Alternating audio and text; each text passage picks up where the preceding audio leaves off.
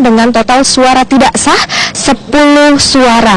Dan memang di sini tadi ada total 365 pemilih yang berpartisipasi dalam pemilihan di Pilkada putaran kedua ini. Dan tadi di sini juga kami bisa rincikan ada 352 DPP ditambah dengan 10 DPPD atau yang baru dan 3 DPPH atau pemilih pindahan yang baru saja mengurus di sini, sehingga di sini sudah rampung penghitungan real count untuk sementara ini dan nantinya akan dilanjutkan dengan penghitungan lebih lanjut lagi oleh panitia di dalam. Namun yang tadi sudah kami dapat yaitu kami ulangi lagi, Ahok Jarot unggul dengan suara 227 sedangkan Anies Sandi dengan suara 128.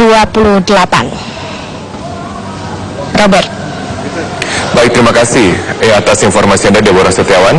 Langsung dari TPS tempat calon wakil gubernur DKI Jakarta nomor 3 Sandiaga Uno mencoblos. Hasil sementara yang didapatkan dari TPS tempat Sandiaga mencoblos memang berbeda dengan hasil dari TPS tempat Anies mencoblos pasangannya, di mana pada saat Anies mencoblos memang pasangan dari Anies Sandi menang telak dengan 66%, sedangkan di TPS tempat Sandiaga Uno mencoblos saat ini pasangan Ahok Jarot unggul 227 suara berbanding dengan 128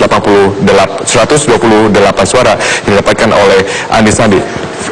Rara, ini memang merupakan suatu hal yang berbeda, hal yang kontras. Tempat Anies unggul, tempat Sandi malah Ahok Jarot yang unggul. Nah, kita akan melihat bagaimana dengan penghitungan quick count sementara yang didapatkan dari berbagai lembaga survei akan dipaparkan selengkapnya oleh rekan saya, Marvin Sulistyo. Silakan, Marvin. Terima kasih Robert Haryanto, dan saat ini pemirsa saya ajak Anda untuk melihat bagaimana tentunya perolehan sementara dari 3 lembaga survei yang bekerja sama dengan Metro TV.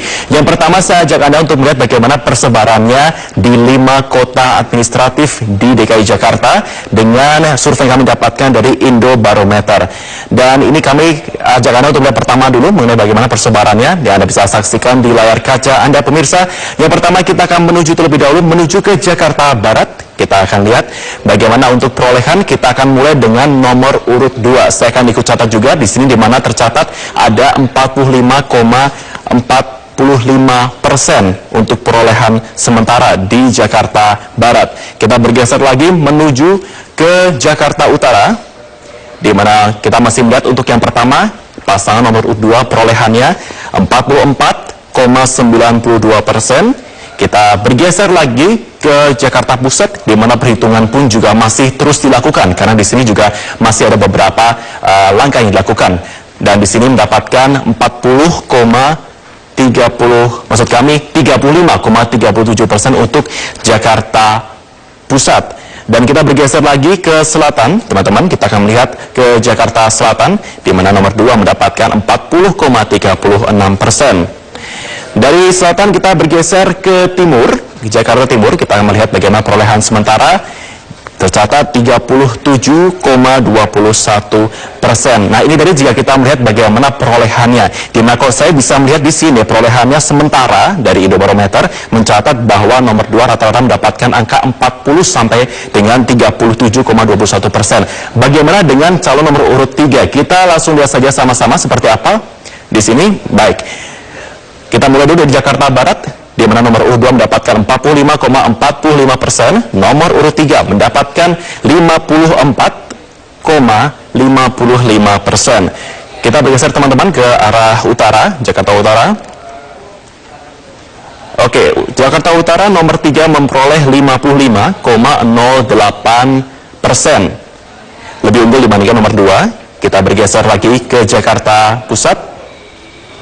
Nomor urut 3 mendapatkan 64,63%. Begitu juga di selatan, nomor 3 lebih unggul dengan perolehan 59,64%. Sementara itu, untuk Jakarta Timur, kita menuju ke Jakarta Timur, teman-teman. Oke. Tercatat nomor 3 mendapatkan 62,79%. Itu tadi kalau kita melihat bagaimana persebaran untuk 5 kota administratif di DKI Jakarta. Lantas kemudian bagaimana dengan perolehan sementara dari 3 lembaga survei yang kami catat, baik itu dari Indobarometer, Foxpol Center, dan juga Carta Politika. Kita langsung lihat sama-sama bagaimana perolehan sementara yang kami dapatkan untuk sampai dengan saat ini pukul 15.20 waktu Indonesia bagian Barat. Sama-sama kita lihat juga perolehan sementara yang didapatkan. Dari Indobarometer tercatat data masuk sudah sekitar 82% lebih, di mana nomor urut 2 mendapatkan 41,15%, nomor urut 3 mendapatkan 58,85%. Saya bandingkan dengan yang awal tadi sekitar kurang lebih 45 menit yang lalu, angka tidak cukup berubah. Kemudian Foxpol Center, di mana data yang masuk juga sudah mulai banyak, 60,30%, nomor 2 mendapatkan 40,70%, sementara nomor 3 59,30%. Sementara untuk Carta Politika mencatat data masuk sudah mencapai 74,25%, dengan perolehan nomor 2 40,96%, sementara nomor urut 3 59,04%. Dan tentunya saat ini juga kami masih terus menunggu bagaimana penghitungan suara yang masih berlangsung di sejumlah TPS yang ada di DKI Jakarta, baik itu di 5 kota administratif maupun juga di 1 kabupaten administratif di Kepulauan Seribu.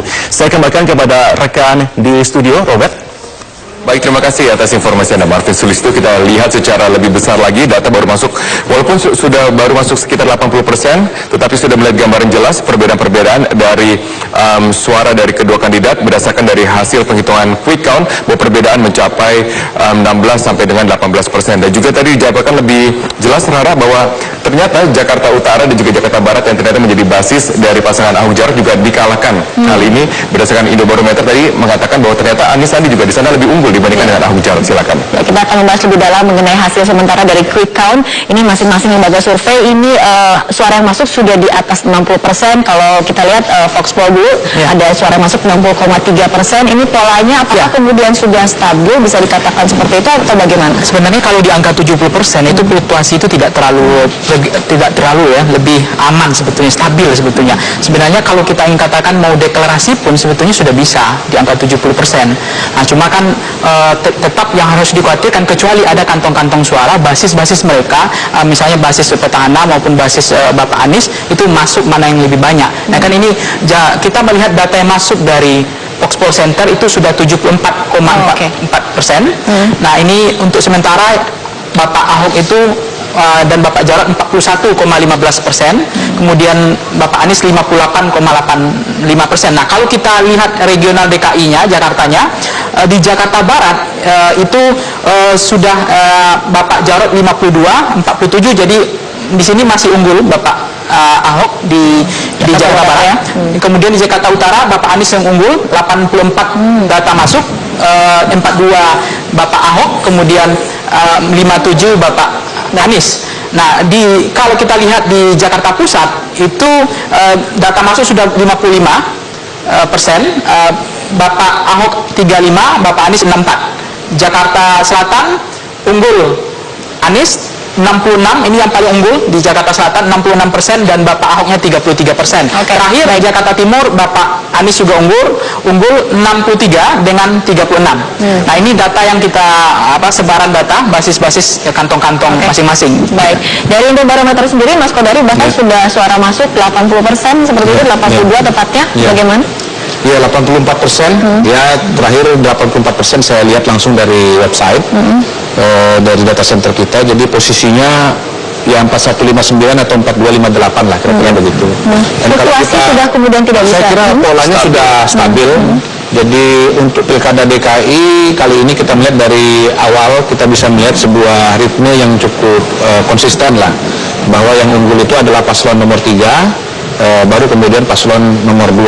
Pola itu relatif stabil, dan sebetulnya ya kalau bicara selisih yang begitu jauh, pada angka 84 ini kita sudah bisa mengambil kesimpulan mengenai siapa yang unggul. Kalau selisihnya cuma 1 atau 2% atau 3%, di bawah 5%, mungkin kita harus tunggu data sampai 95% sampai 99% untuk mengambil kesimpulan. Tetapi dengan selisih yang jauh ya, antara 18 sampai 20%, rasa-rasanya dengan data masuk 84-85%, bisa kita simpulkan sebetulnya siapa yang akan unggul dalam hitungan resmi KPUD nanti. Mas Toto, siapa politik? Polanya sama ya, sebetulnya kalau kita mau lihat bahkan dari angka sekitar data masuk 50% ke atas, datanya mulai agak stabil, bahkan sebetulnya